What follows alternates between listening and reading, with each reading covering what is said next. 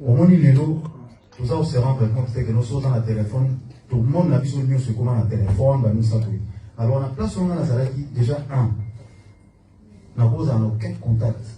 On a le droit à parce que tout est contrôlé. On a lacé à Pamba, lacé. Il y a catch. Donc, Nazaraki vraiment dans le monde place Nazaraki n'a aucune information à Batou, que non, n'a côté sur la et la prison sur le côté de la net au profit. Les honnêtement, parce que Batou va l'ingakayo, au moins la vraie va l'ingakona, la va l'ingakaote. Na côté qu'on a sur une tatine de lui à 100 €. Faut comme ça. Parce que la place Moïsa est tellement difficile. Babalonta va négo la cigarette na katikuna.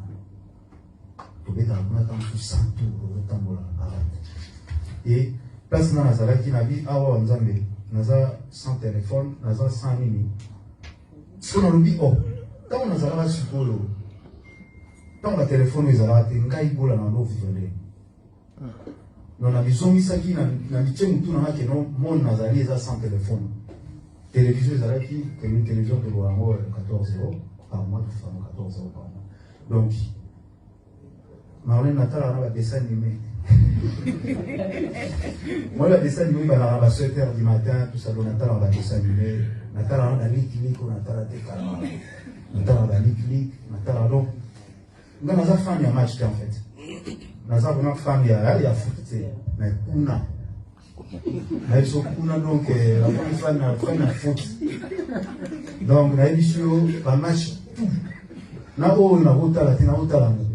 Le programme documentaire où il y a un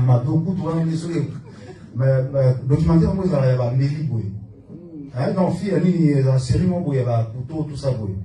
Ils ont 19h33 pour nous ensemble. Donc, on a ça que nous, donc en fait, nous avons un programme en fait. Donc, là déjà, à 5h du matin, il y a la porte. Parce qu'il y a une porte, on va la porte. Parce qu'il y a des suicides là-bas. Donc les matins déjà quand les gardiens viennent ouvrir la porte à Kangi. Donc on va 9h où on a déjà fait l'ata. Sur l'ata, tu vas Kangi pour aller ma parade l'eau. Oui, oui. Donc de 9h à 11h où on a ma parade où on a. De 9h à 11h, on va Kangi pour. Sauf qu'on a invité, donc c'est comme ça, nous tout. En fait, Nathalie nous tout dans la solide. On a pensé, on a où est la libandate. Na ébatté au lieu sur les cas. Donc, dans 60 jours, on a sali, on a 6 téléphone le 8. Donc, le 8 juin. Le 8 août, pardon. Le 8 août, il y a un téléphone, il y a un la sikoyo. Il y a un apprendre que non, il y a qui boyer, il y a qui boyer, il y a qui boyer. Nous allons tout appeler dans la dernier à Bissou à Banamboka. Des fois, tant que à fond les portes. Ça nous a moins semblant pour la boulot, mais elles ont des informations. Les gars qui bouillaient, dans d'autres informations. Ah, oui, bouillaient, ils sont dans l'équipe, non, au Bima, on va travailler au Bima les 18, quand même, l'équipe nationale va tirer vraiment au travail. Mais on a une information de mon côté. Et il y a ma femme qui est venue me voir avec mon fils. Et l'accord est avocat pour avocat, faut ça, en fait, permis à visite. Donc, c'était vraiment difficile. Voilà. Donc, pardon, voilà. Pardon, Ferré. Mandeko, Fourier, les zones où on a véhicule, mon voiture passe un AC 1108, la Mercedes D CFU 763. S'il vous plaît. Fourier, les zones où voilà, Manouli de stage. Oui, voilà, Poto. Et là, on y a commis l'obéla na yomo na kata série kambo na losala ezali bien te na moni vraiment c'est le te national bimi na sala moni susute. Ouais, là on a que kambo na sala ya côté, parce que na bimi faut na sala ya parce que na moni est très important. S'il vous plaît. Là, et là on a pensé na ba tout d'abord on a pensé dans la famille, on pensait la famille. Et on va que je prends maintenant mon temps de rester aussi avec le mien. Les arbres sont très importants.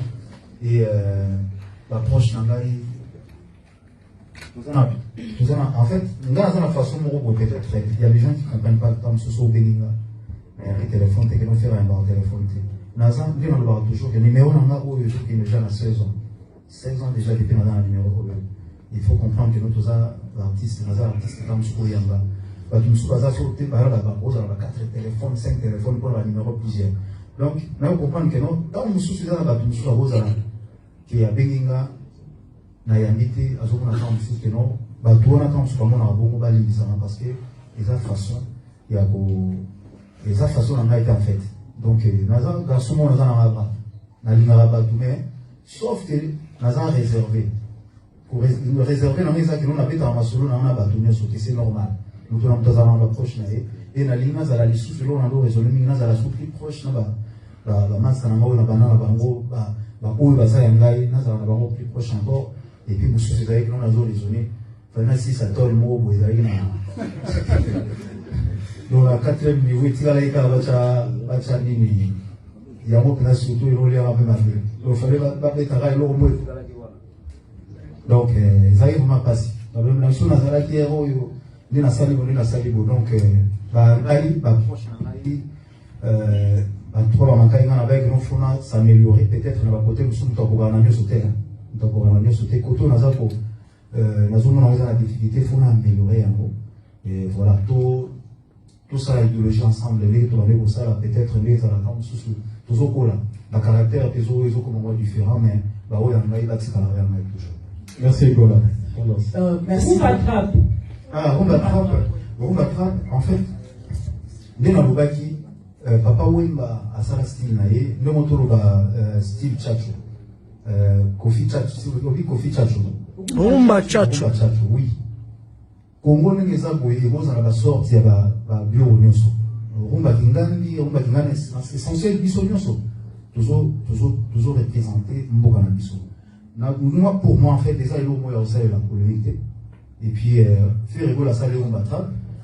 L'obit rose avait une osbi à la fois Congo. À fort pétage. Voilà. Donc, il y a une musique qui a été monnaie en haut, après c'est un combo qui s'en a pété.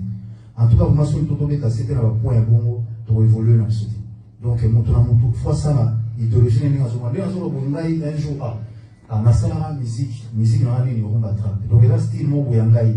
Quand vous êtes en train de faire un combo, donc, ça, style là, vous donnez ça dans la tour, après son combo et l'eau, on a équilibré à fond, après son combo, ça m'a pété. Merci l'artiste. Merci beaucoup, chers collègues. Je crois ma question Marlène par rapport à présent est englobée tout les camons ont évolué parce que Tolobaki vient depuis le 25 mars dynastie Bimaki artiste a sali 2 mois d'absence alors tout autant en cas c'est la dynastie même surtout beaucoup plus qu'on a chroniqueur musical donc tout panula tout panza on quand même place mon copain. Donc, on s'est basé beaucoup plus dans la polémique. Or, artiste a joué de la musique qui est l'indépendant. Même il y a trap. La différence, il y a la tchatcho, il y a la obima. Rumba congolaise, c'est depuis 1800 dans le royaume Congo. Et ça, le succès de Cuba, il y a un Punga. Donc, la rumba, il y a des sources. Odemba, il y a l'ouambo, à épuiser, à baptiser un Odemba.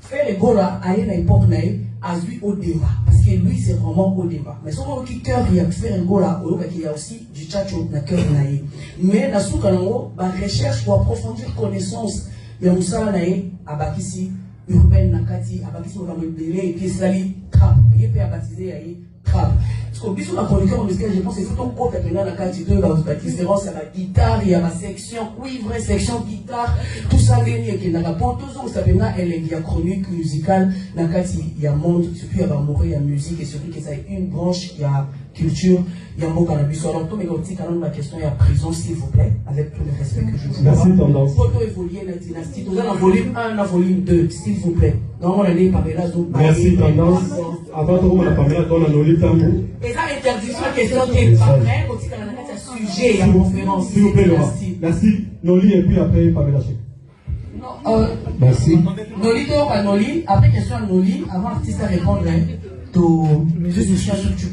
souffler les obos mabiso la bien trop souffler trop ok merci à l'artiste Ferregola merci à tout le monde en tout cas ici notre zana et c'est bon il y a un artiste Nabiso Ferregola l'artiste congolais à la liberté naïe, à aujourd'hui, dans ce pays.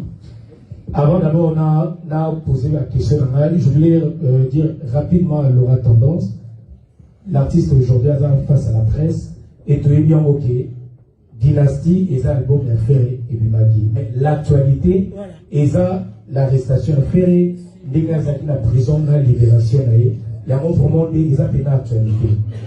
Togo y a voté, mais il faut quand même tout tourner la voie. L'actualité, c'est pour ça, en fait, ma question, son passé, en gros, parce que Matunios, les lots ferrés, depuis ferré, Azaki, la Boloko, depuis son album Dynastie, vous voyez les lots. Ça fait ça, moi, et l'autre, tous, voilà. Alors, question qu'on a posée, et c'est pas posée à côté déjà, parce que moi j'étais à Kin, à la Congo, donc il y a sur la spéculation, ils ont ferré, Azala jamais la prison, ferré la canette, Azaki n'a pas c'est tout le monde dans le Congo, mais la chanson, ferré, ils m'ont expliqué sur le numéro des Krounaï et tout ça. Je crois que cette question, ils ont déjà répondu à travers la chanson Ferrigola. Question à moi, il y a mis balai, dans l'artiste Ferrigola. Il y a les 20 tirés, il faut les voir. Après arrestation ou bien libération de Ferrigola, Nini Oyo retenir la Macamonia son Oyo, il équipe pendant et après toute la libération. Première question, Yamwana. Et ma deuxième question, événement à Mounene, et les cas qui pendant, ils ont la détention, il y a Wingy Musique à 4x4. Et est-ce qu'aujourd'hui, d'avoir manqué cet événement, Yozaki na Boloko, aujourd'hui, ni Nyokoi Koloba, la Bagoloa, la Wingeman, je ne sais pas si ça se dit, la Batumia Soyo, avec Ferrigola, à Kokaki peut-être aux Alama, ils ont peut-être une surprise pour les uns ou les autres qui avaient déjà la tour. Voici mes questions.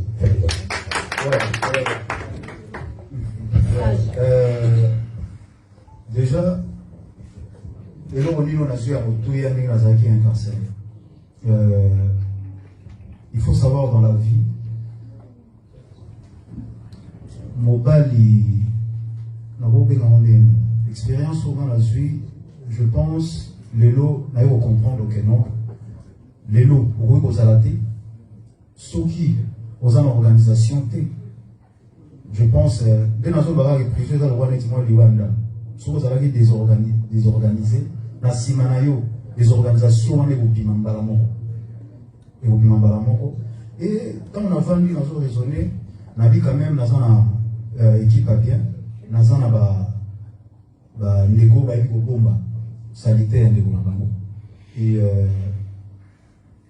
et là, on a un côté de la Monapona, la bête de moi, donc on a signé pardon, on va parler surtout ça, on discute parce qu'il y a mais là, on se rend compte que Nazan vraiment, à toujours ça rassemble, mais Nazan vraiment la bateau va l'engâter.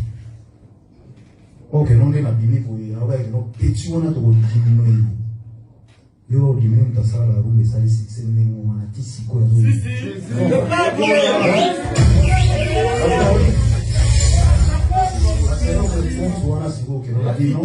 Donc, non, il faut y aller.